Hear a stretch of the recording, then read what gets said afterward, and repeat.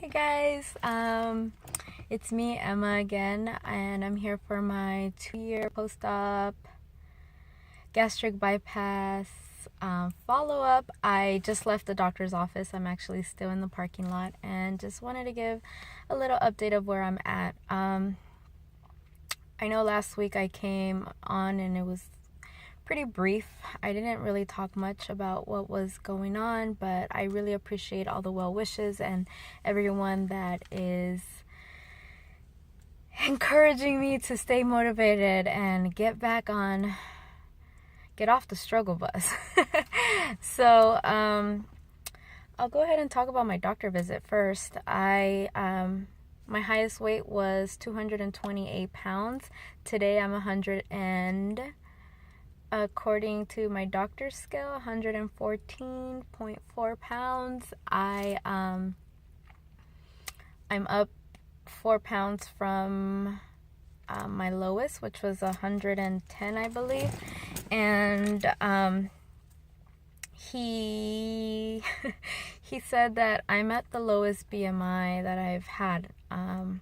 So he was a little bit concerned about that. So he asked me to come back in 6 months from now, so that he wants to just monitor my weight a little bit more and make sure that I don't drop any more.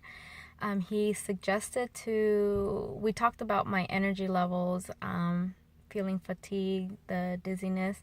We reviewed all of my labs. I had already reviewed my labs with my primary, and everything looks good. He said that I don't have anything that's even on a low range. I'm average for everything. I'm doing well. But he is concerned about my energy levels. He agreed that he thinks it's more mental fatigue, not in the physical side. So he suggested I need to slow things down a little bit. Also, he wants me to have B12 sublinguals 500, so I can see if that helps with my energy a little bit more. So I'm going to go to Trader Joe's and find those today and start adding that to my vitamin regimen.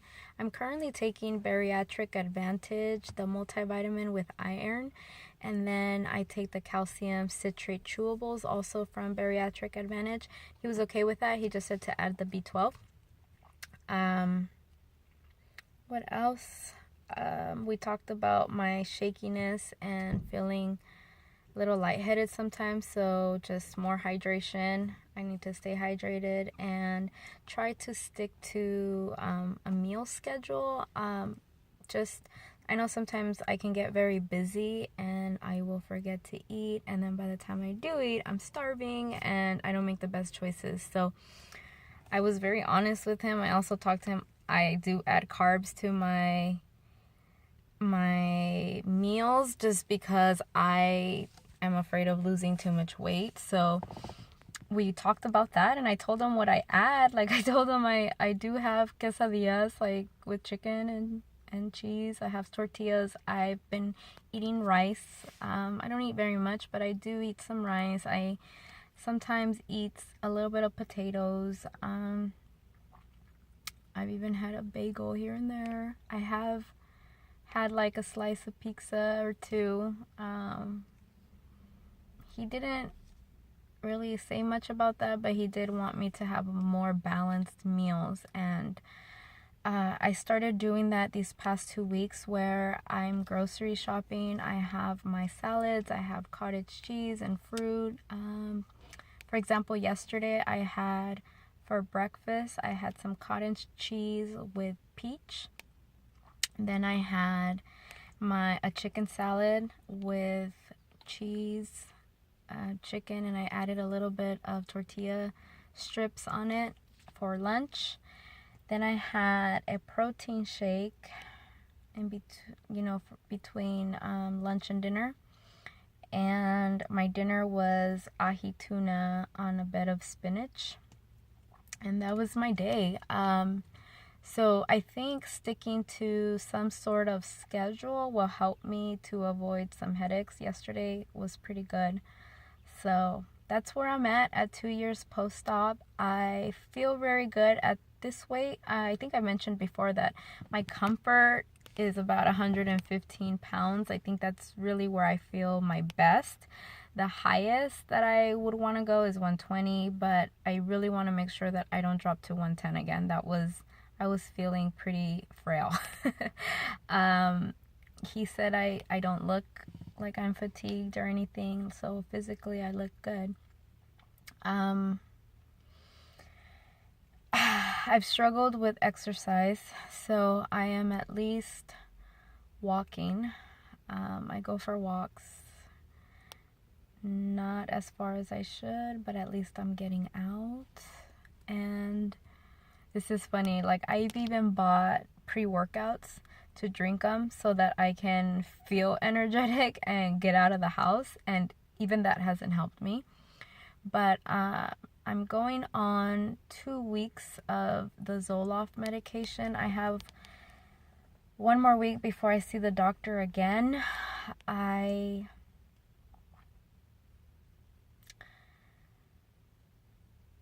don't know how much it's helping at this point. I feel slightly better, but not much. So I don't know if it's the dosage. And I've also considered asking if I can take it at night instead of in the morning, because I feel groggy. So maybe if I take it at night, it can help me sleep a little bit better, because my sleep hasn't been as good as it used to. I've been waking up in the middle of the night, and it takes me about 2-3 hours to get back to sleep. So I think that's also contributing to my overall, just how tired I feel. Yeah, so that's all the health related stuff. Complete transparency, it's just been a really difficult few months. I think in my last update I didn't mention it, but Lucky has passed away, and that was very difficult for me because she's been with me for 12 years and I had to make a decision to put her down. She had a malignant, like a cancerous tumor. It was enlarged, and it was pretty much her bladder was it was so enlarged that it was her entire little area. It was covering up. In the ultrasound, it looked like it was covering her entire stomach area. She was urinating blood, and it's just not how I wanted her to be. So I had to put her down. There's also been a lot going on at work that has really been a eye-opener. I know May was Mental Health Awareness Month, and I never even came online here and talked about it, but we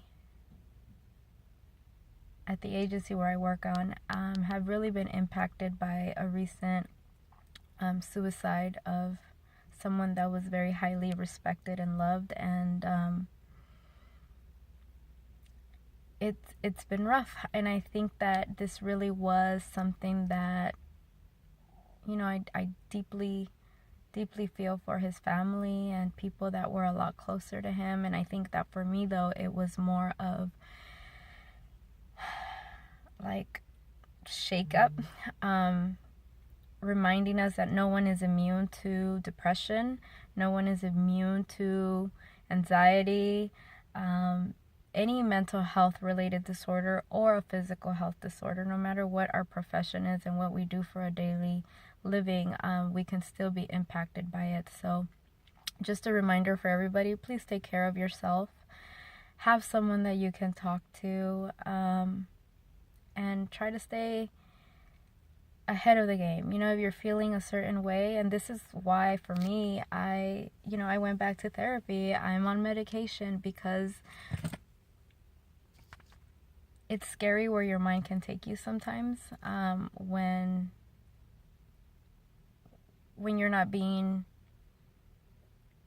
100% honest with what you're experiencing and feeling, and without taking care of it, you just end up spiraling down even further. So that's just a little bit more detail about what's been going on with me, and that's why I've been distant. And more to myself. But you know, the weight loss surgery community has been a great, amazing family for me, that even if I'm not on here, I know that there are a few of you that I can reach out to personally and talk to.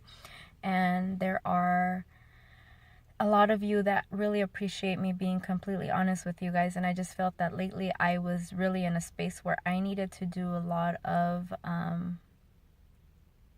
self-analyzing and go see my own therapist and talk about the things that I've been feeling, because I didn't want to come up here and say things that hadn't been processed or well thought out. But that's where I'm at now.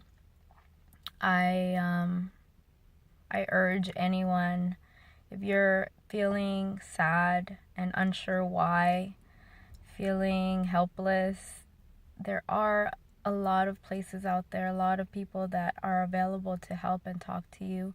Because even with us, even with me working in this profession and being a licensed therapist, we still experience it. And it's important that if you're a nurse, if you're in the medical field, anywhere, whatever it is that you're doing, that you have someone that can also help you. Just because we are caretakers of others doesn't mean that we can't allow ourselves to be helped and taken care of by someone else. So that's my little tidbit for the day. I hope you're all doing well. Thank you so much for your continued support. I am 2 years post-op and feeling very grateful. And I'm optimistic. And I know that with a little bit more work on myself, I will be out there and exercising and doing everything that I was doing these past 2 years. It's just like a little bit of a downhill for me, but I'm not staying there. We're gonna get back up. I've actually been considering signing up for the AIDS Life Cycle. For those of you that are not familiar with it, the AIDS Life Cycle is a fully supported bike ride that goes from San Francisco to LA. It's 545 miles, and all of the money that's raised during this event goes to 2 different clinics, one in San Francisco and one in LA, to provide direct services for those impacted with HIV and AIDS. So I've done it once before, 5 years ago, and I'm really contemplating doing it again. I'm just not sure. It might be what I need to push me to start exercising. But I'm also scared of the fundraising. In order to ride, you have to raise $3,000. So I'm kind of thinking about what kind of fundraising activities I can do, or I don't know. Any thoughts on it? Let me know.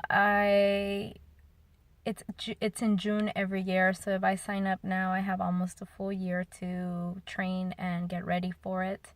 The last time I did it was amazing, but I did it with a team, and I was living out in LA, so I was able to join a lot of the training rides, and I'm a little scared that here where I'm at, I'm not connected to the community as much to be able to find a group that I can train with. So those are some of the reasons why I haven't fully decided on whether or not I'm going to do it, but that's just kind of running through my mind right now. Anyways, this video is the longest one I've done in a long time, but I'm very happy to be able to come and chat with you a little bit, and I will see you all next week. Bye.